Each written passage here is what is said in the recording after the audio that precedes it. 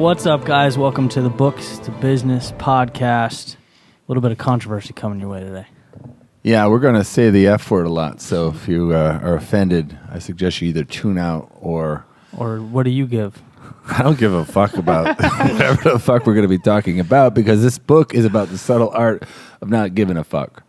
It's kind of refreshing, actually, because I used to give a fuck about saying that word. Now I really don't. Now...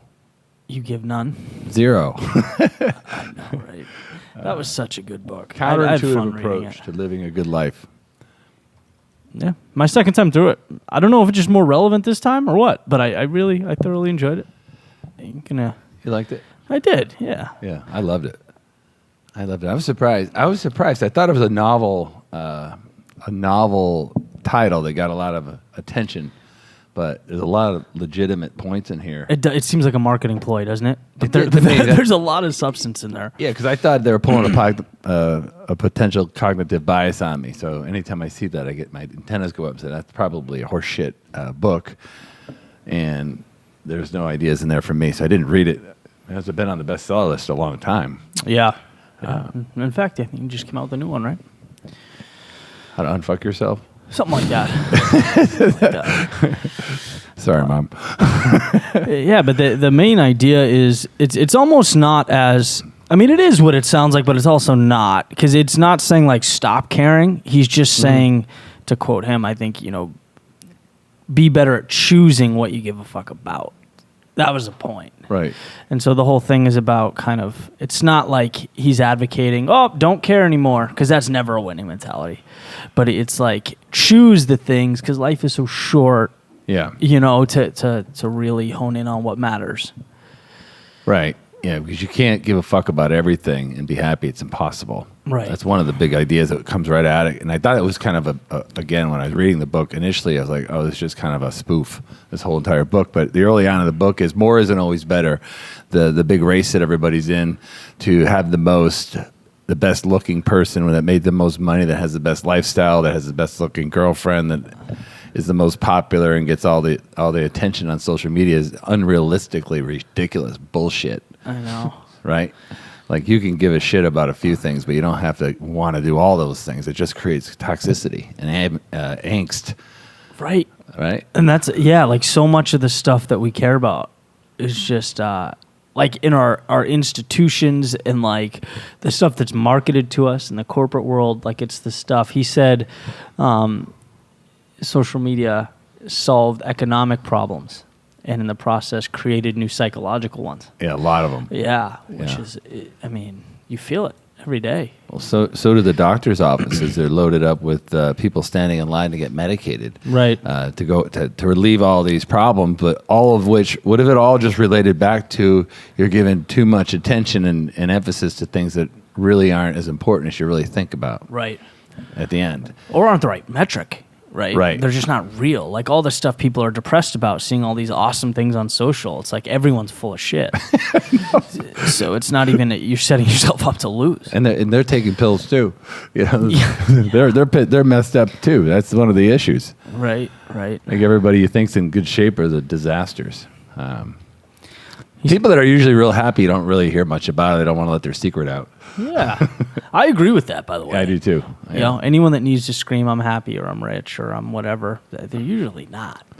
It's to say those that you think have, don't. Those that you think will, won't.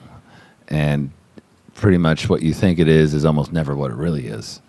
There's a lot of facade here, and it's not very difficult to create an illusion for a happy life. And which creates a lot of desire for others to want to be like that. So you could very well give a fuck about things that aren't even real.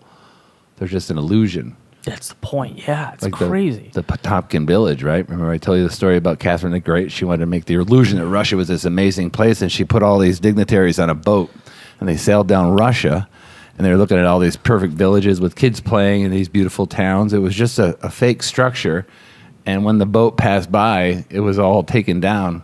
It was just a frame of it. Yeah, it was just a storefront. It wasn't even a real building, and they'd set another village up. It's a fake. It's a fugazi. You know how many people I know that are like that? Is that the word, fugazi? Yeah, it's a fugazi. In the internet world, where it's like they're exceptional at selling themselves, but nothing else. And when you pull the hood back, it's really astounding. It's like, what do you...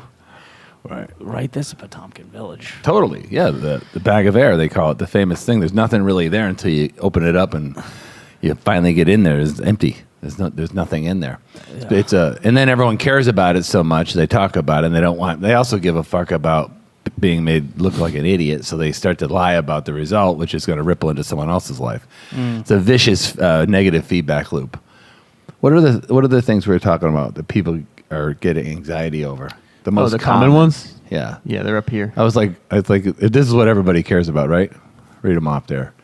Got stress at work. These are the top external factors causing anxiety. Work, school, personal relationships such as marriage, financial stress, emotional trauma, serious medical illness, and even side effects of medication. Interesting. Yeah, I don't care about any of those anymore. That's what the book will tell you. No, seriously, caring about work. Yeah. I mean, why are you wearing that coat? You got like a parka on today for South Florida. I had a rough weekend. My body's on the mend. Yeah. Well, you did okay. I'm okay. You're out there expressing yourself, not giving a fuck about anything. That's right. Took you 4 days. One thing I love that he said is this right here. It says, the desire for a more positive experience is itself a negative experience, and paradoxically, the acceptance of one's negative experience is itself a positive experience. That was a really cool way to look at those things. The feedback loop. You're anxious, then you're anxious, then you don't really know what you're anxious about, so now you're anxious that you don't know what you're anxious about. Right.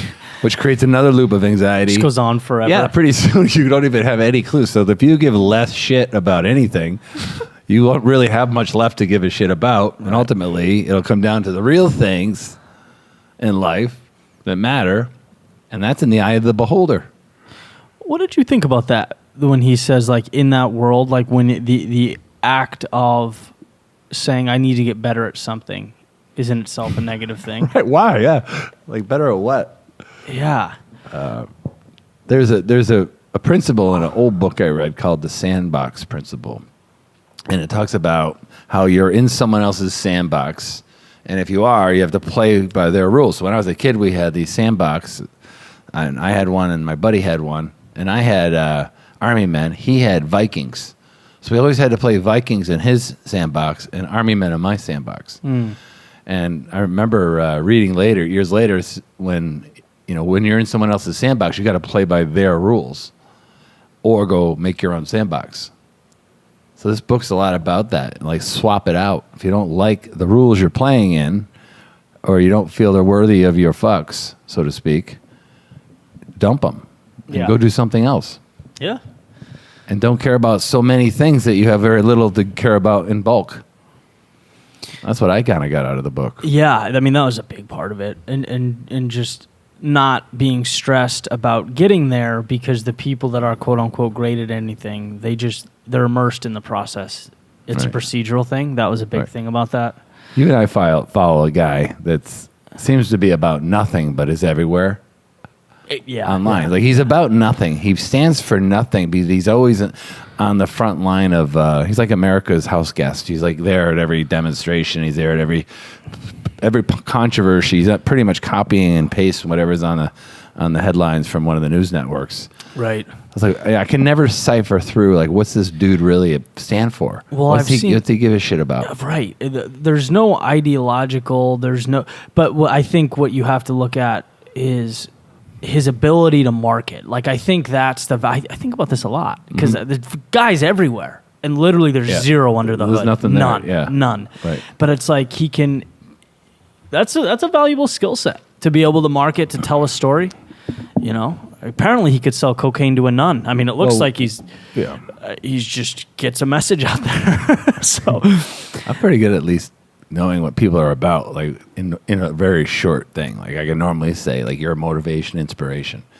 Mine's about recreating myself. Steve's message is dunk and do anything. If you can dunk, you can do anything. Yeah. Like, I cannot point one thing, and this person is just creating in a Potomkin village, and And people give a fuck about that. That's the problem. Like they care. Like I want to be like that. It's About like the glitz and you'll the be glamour. like nothing. Like there's nothing there.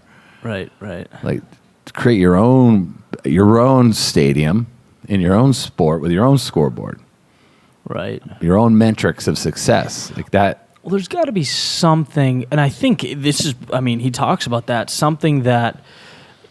How does he put it? He says, choose. There's no way to avoid pain. You want to choose the right suffering, choose the right pain, Yeah. choose the right problems. So Yeah. you got to identify the things that you're passionate enough about to immerse yourself with the BS and the problems and the issues, but continually want to get better, because that's what life is, a trajectory. Same thing with mastery in whatever book that was in.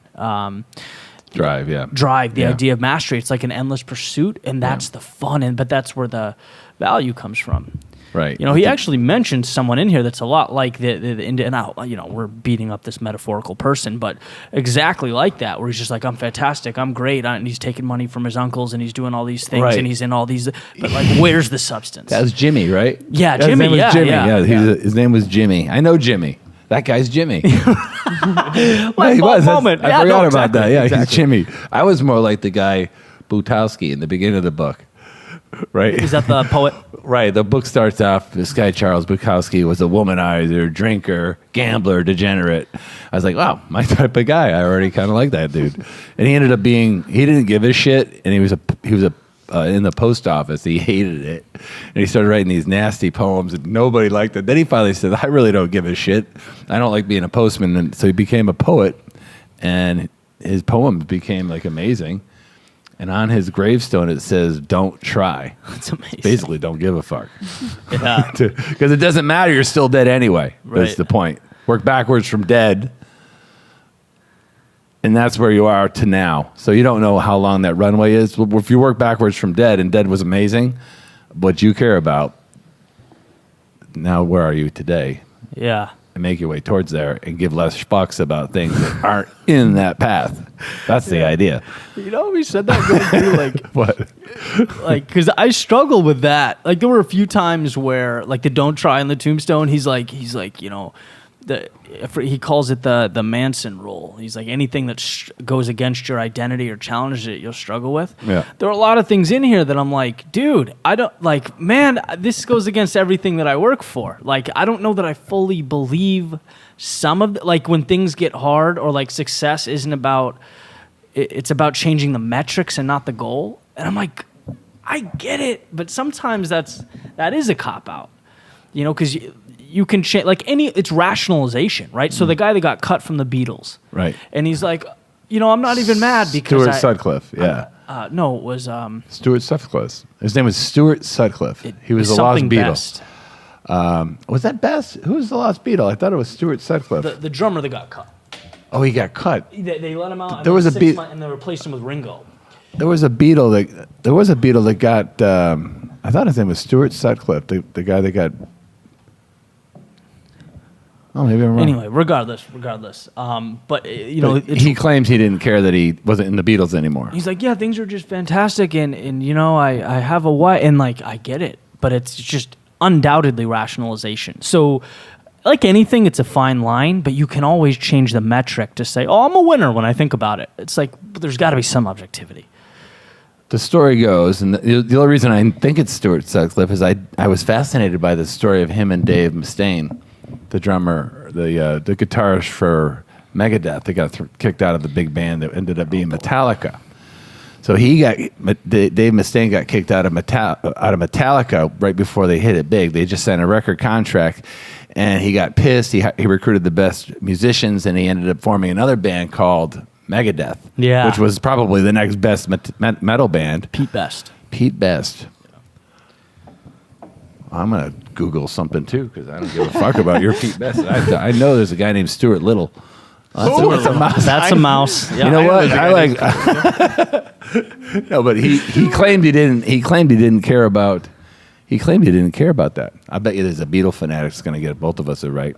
Both of us. I'm telling you, I'm not. This is something I put everything I own into. Bass guitar. With the Beatles.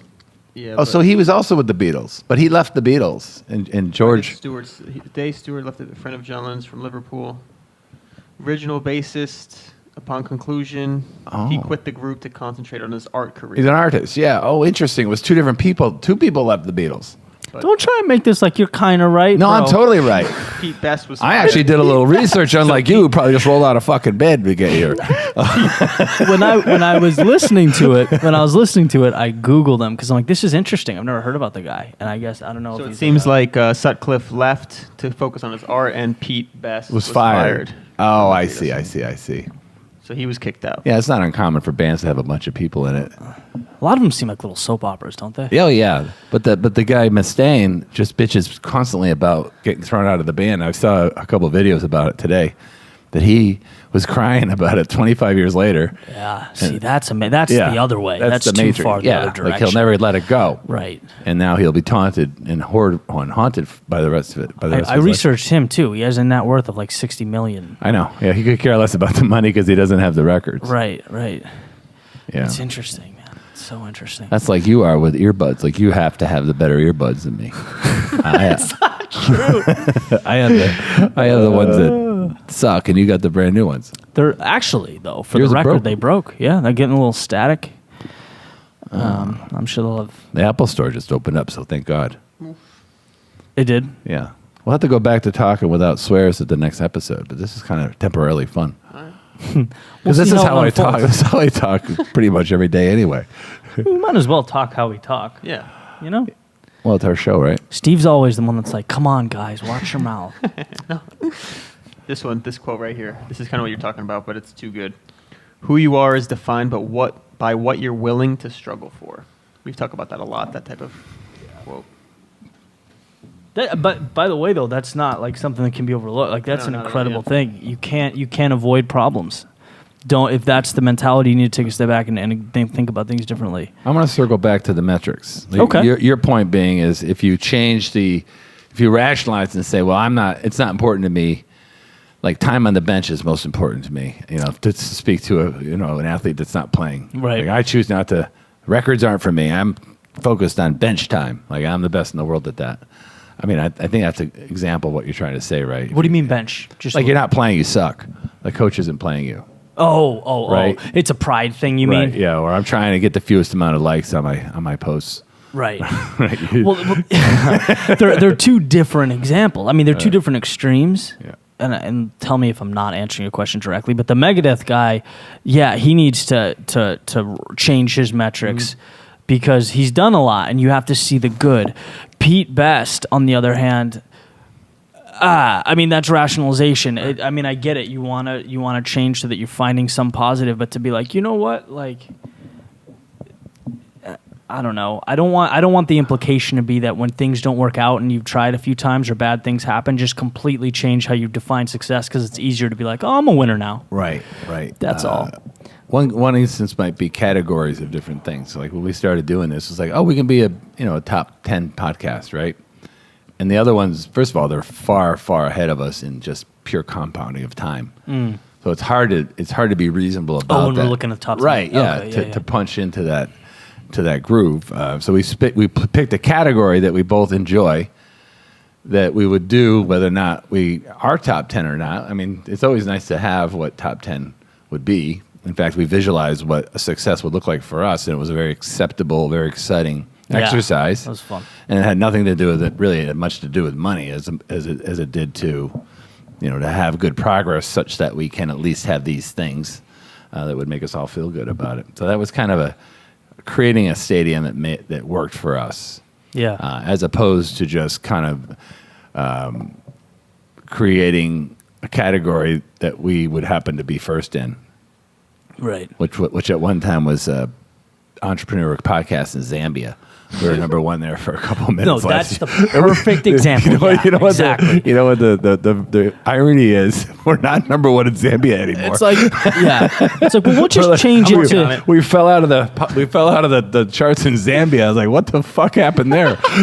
Our goal is to be ranked in Tanzania. When that happens, was it Tanzania? Yeah, it was Tanzania. I was like, how the fuck we were number one? I said, well, I should hope so. Yeah. And then you got to notice the following week that we've now fallen out of the charts. Like, What's up with that, Steve? I'm working on it. Oh, change your metrics by all means.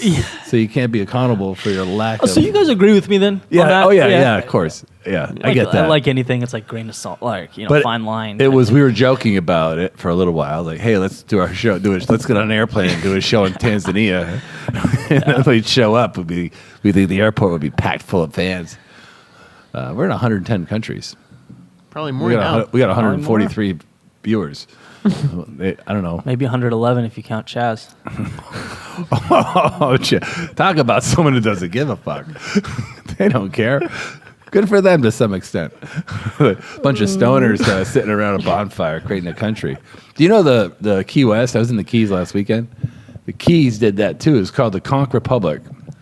When the cocaine issue was in the 70s, they closed the bridge off. All the cocaine was coming by car they were going from boat from South America into the Keys, and they were driving it over the bridge. So the National Guard put a tank on the bridge, and all the stoners couldn't get their weed from up north. So they revolted and seceded from the country. Oh my God! Yeah, it's called the Conch Republic. It's an awesome story, and that one only lasted a day, unfortunately, but it was a good idea, I guess.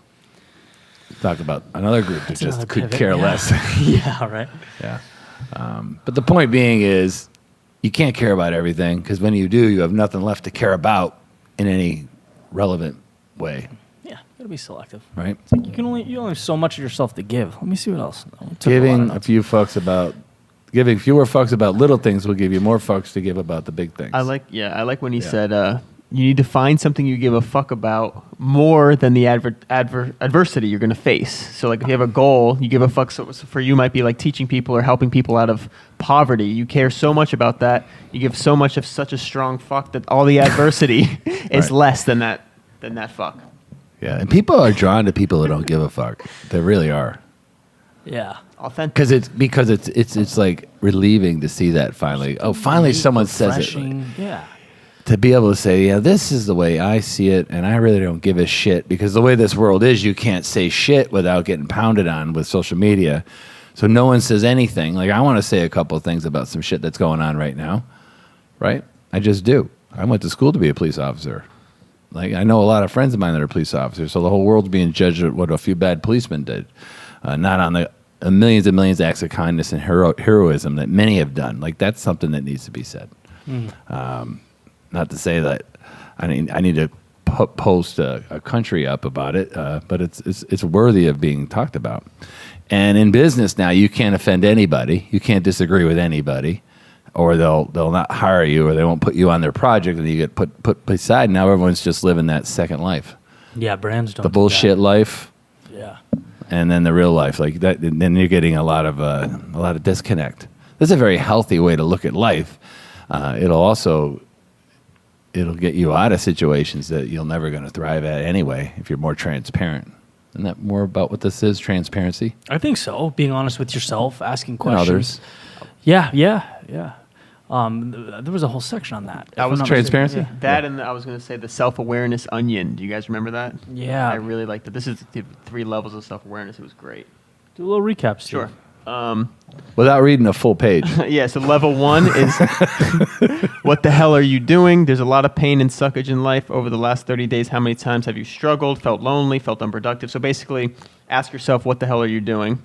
And then level 2 was, what the hell are you feeling? Mm-hmm. So you try to you acknowledge what you're doing, then what you're feeling, and then level 3 would be what the hell are your blind spots? So why are you feeling those things, and how do you uncover them, basically? I love that. It's kind of coaching 101, right? Because a lot of times people are at a certain level, and that's because of some problem, which is a pain, and the pain shows up as a feeling, and those feelings show up somewhere other than where the pain is. Like work problems show up at the dinner table, right? They're not addressed. Yeah. Yeah, and then home problems show up at work. And they show up. Yeah, that's good. That's a good technique. And it was like, what are the problems? Because there's a lot of overlap, and so a lot of times what we do is, like, for example, he was talking about self-help gurus. Remember that? And he was like, throwing money at everything. Exactly. Yeah. Oh, there's a problem. Well, here's how to make you rich. And it's like, well, yeah, but why? Like, why? What will it solve? and there's values there that Yeah. need to be looked at. Coming from a guy that traveled a lot, because I did that after I retired. I went to 12 countries in the first year. And once I was there, I was like, oh, I think I want to leave. You spent some time in Africa, didn't you? I went to Africa. I went to Europe, Scandinavia, Germany, France, the Caribbean. And then after a while, I'm like, I got there. First of all, I was either alone or with someone, a buddy of mine. We were traveling a little bit. So it wasn't deep conversations. It wasn't meaningful experiences with people that you can continually visit on that memory. Mm-hmm. That's what travel is. It's a memory. If you've ever been anywhere cool, we went to Cuba. Like we talk about Cuba all the time. We've been a few places: Cuba, the Caymans, Costa Rica, Caribbean. Where else were we over? Colombia. Colombia over New Year's. Yeah, these are all experiences, which require money in some cases, but not always. But everyone thinks like once you've done that enough, it's not like life isn't just that. Right. Like if you give that much about travel, nothing else is available for anything else. Like you'd be gone all the time. You don't have any meaningful conversations, any meaningful relationships. You can't compound any ability if you're never around. Did you ever hear about those people that leave for a year? They just go from like place to place to place. I like that, yeah. Does that interest you? Yeah, I wouldn't mind doing that, but I want to do it with the people I care about. Right. Yeah. So you got to be in a world where no one gives a fuck and they all want to go travel with you. No one's calling you. No Yeah. one's. Yeah. You got to be able to afford it. You got to be able to leave your life for a year. That's really hard a lot of times. It's not hard when you have little kids that you control, but when you get older, it gets harder. Imagine your parents and you and your brother and sister leaving and going somewhere for a year. You could do it. I could do it. Yeah, I don't know. Your mom and dad probably could take a sabbatical. That's what it's called. They call it a sabbatical. They just leave their most businesses will let you do that They probably could. if it's for like a good reason. Yeah.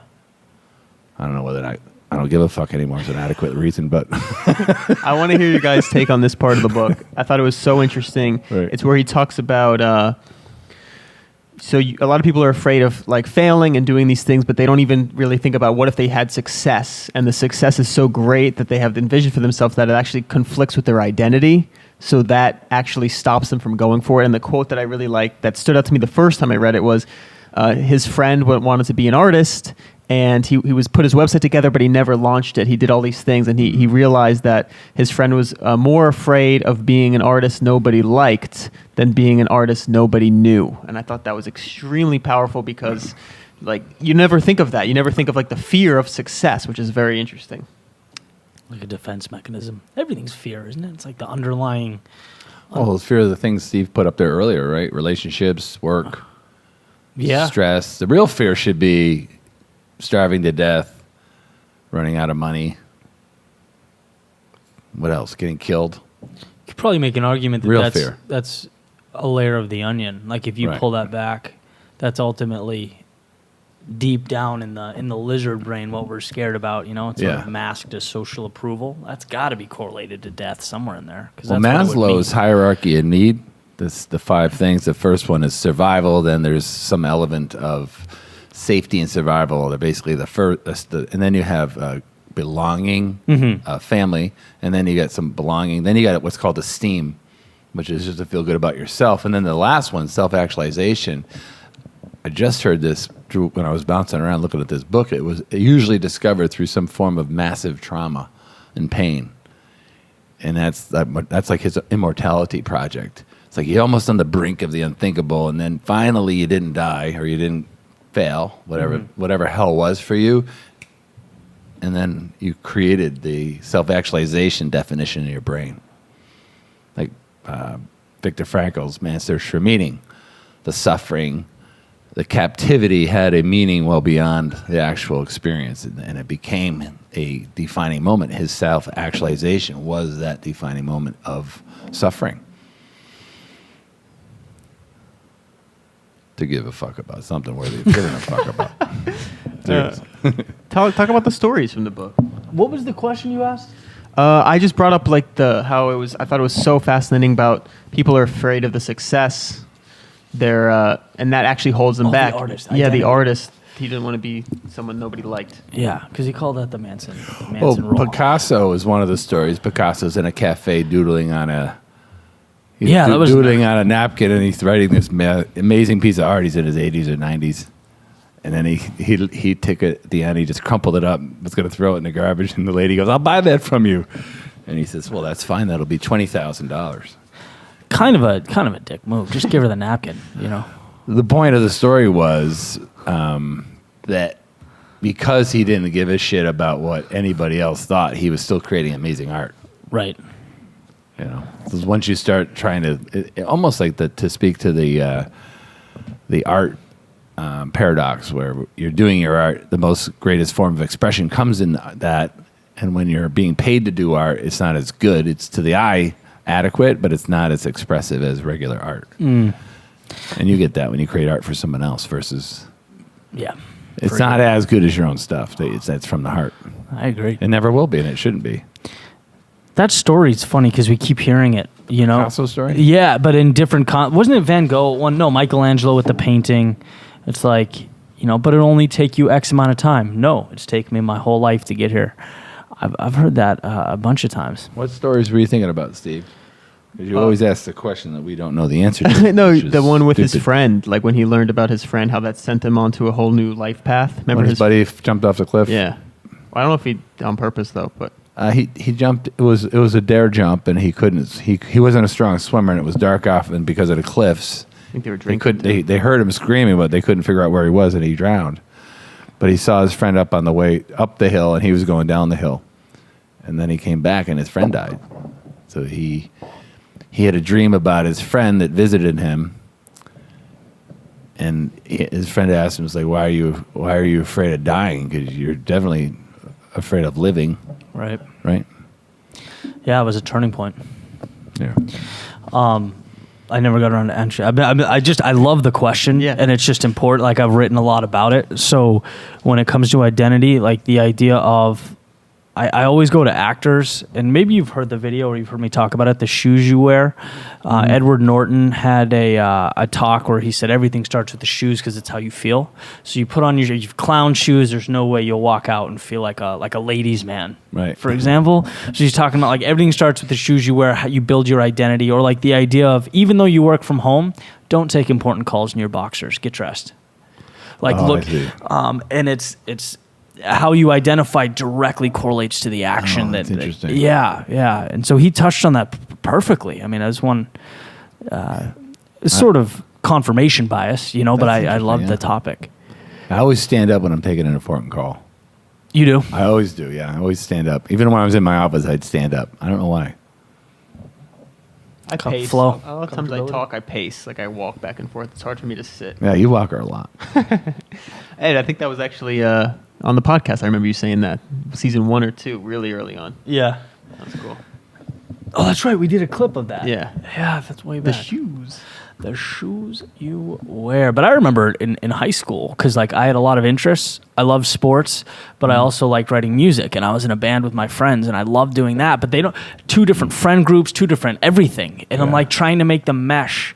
And I remember thinking, well, what am I? Right? And like it's, I don't know. He talks about it in terms of the accounting guy that accountant that paints, and it's the same thing. It's like it's so important to know who you are, and I don't know if that's for better or worse. He talks about certainly being like adaptable with that definition. Because you're also an athlete, right? You're a college athlete. You're a musician, and you have this thing, whatever you call what you do now. Yeah, I don't know what that's called. Expression, YouTube type thing. That's kind of created. Yeah, because you got to pick something. It feels like that, doesn't it? You do. Yeah, I think you do. That's why Stuart Sutcliffe left the Beatles. Yeah. He'd left, a perfectly good band that he'd left on his own, and they begged him to come back. That's what I thought the story was, but he was an artist. He was a visual artist. He's the one who gave him the name. Oh, really? And the costumes. Yeah, he was like the art. Like George Harrison said, he was the artistic director of the band. I studied him for an hour today, and he wasn't even in the book. That's why. I'm like, where is this coming from? I was talking to some lady in the pool about it. Oh, she really? was like fascinated. I said, I know. And I told her about Dave Mustaine from Megadeth, and she's like, that guy really should let it go. I was like, yeah, we're in the pool. Yeah. I don't think we fully told that story. Let me give like a 10-minute overview on that real 10 quick. minutes? 10 seconds. Sorry. 10 minutes. Yeah, buckle up, boys. Okay, Steve. Okay, Steve. Chapter 5, page. No, it's basically he's just contrasting two things. So there was a guitarist in Metallica, obviously one of the biggest bands in the world, right? And they cut this guitarist. They said, we don't want you in here anymore. Sorry, we just don't. He didn't do anything wrong. Felt terrible, but it motivated him to start a band called Megadeth that sold tens of millions of of records worldwide. And like I said, we poked around on his history, and he's got a substantial net worth, and he writes important songs for but he's just an incredible guy, but he always feels inadequate. Yeah. Whereas the Beatles let go their drummer, and he had no real commercial success after that, but he's happier now and redefined his metrics and isn't defined by his previous misfortunes. So that's, right. I just want to make sure he was the only one that, I mean, I don't know whether or not any of them lived good lives. I mean, I think 2 or 3 of them are dead. But the author represents that he arguably lived the happiest life. He had a family, very stable. Yeah. A lot of pressure. Money brings on a lot of bullshit. Right? That's very, very interesting. A lot of complication. There's some kind of bias there because when he was with Metallica was the big one, right?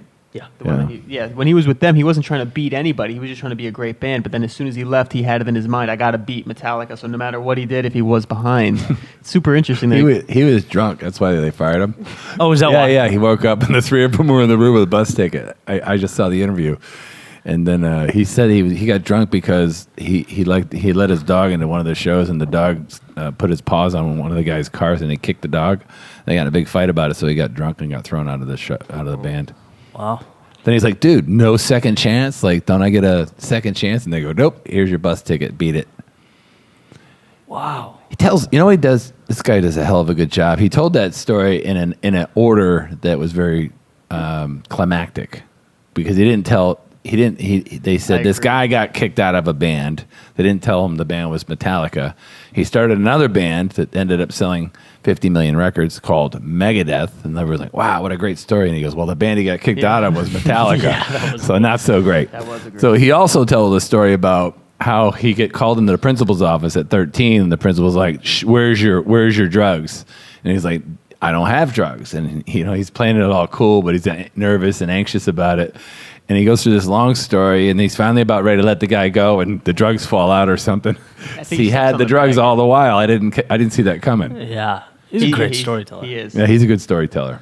Yeah. One more thing I was going to bring up was the action, inspiration, then motivation. Like, you don't get motivation and then you take action. You take action and then the motivation comes. That was a really cool point. I like that. Or it's an either-or type thing. Yeah. Motion creates things. Things in motion create things happening, good and bad, but all of which is something to do. Yeah. A lot of good comes from simply moving. Yep. Yeah, I'm trying to do something a little bit different on my YouTube channel this week, and I'm just overthinking. I've asked Steve about, some thoughts, some ideas, and it's like the only way to do it is just to start rolling the camera. You kind of figure it out along the way. Yeah, we'll see if people get pissed off. We swore at least 100 times in this show. Oh, I doubt it. I can't imagine. There's always someone, We have authority here. We have a New York Times best-selling author. That's apparently what people want to hear. Why bother with arguing with the rating services? There are people, every time I put out content about taking control of your life, that say, that scream at me and say Jesus is control and stuff. I mean, there's literally no perfect. Yeah. You can't make everyone happy.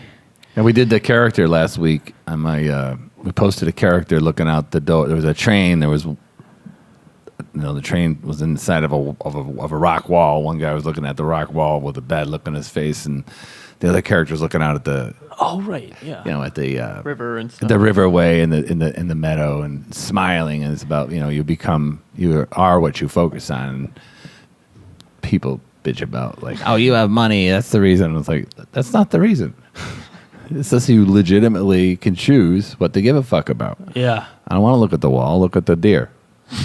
That's my choice, man. It's my stadium. I can do whatever I want. That's my scoreboard. Speaking of, because that's such an important topic, fault versus responsibility, right? So like you're talking about the guy looking out and seeing the positivity, or the gal. Things happen to you in life that are not your fault. Yeah. Right? Like the guy's father, or the guy's son tragically dying in an accident. Like, it's just tragic and it's not his fault. But it's always your responsibility. It falls to your feet to take those pieces and figure out how to best recreate the story. Yeah. Yeah. I think that was the chapter that they introduced the Beatle drummer. I think so. Yeah, Yeah. that was it. It wasn't, it was his fault or whatever, and it was his responsibility to turn it into something. What the meaning is in the issue. You'll be judged on how you react to things like that in your whole life. If you give a fuck about what you're judged about. If you don't give a fuck about what you're judged about, you got a whole better set of issues. Yeah, you got to learn there are only a few opinions in your life that warrant your attention and concern, right? People you trust around you, your family.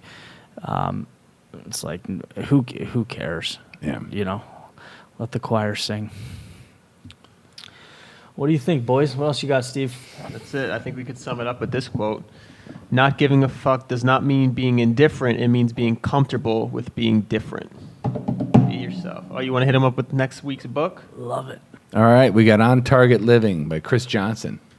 A little different change of pace from a pure business sense, but there's nothing more than living a life of balance, energy, and vitality. So he has some technology on how to do that and do it well. We're excited. We're going to be interviewing him this week. I'm excited So about he's this. with us. This is a hole in my life that I'm trying to improve upon. Yeah, I told him timing's good. Yeah, it's very, We gotta very reload. good. Yeah. So, cool. All right. Have a good week, guys.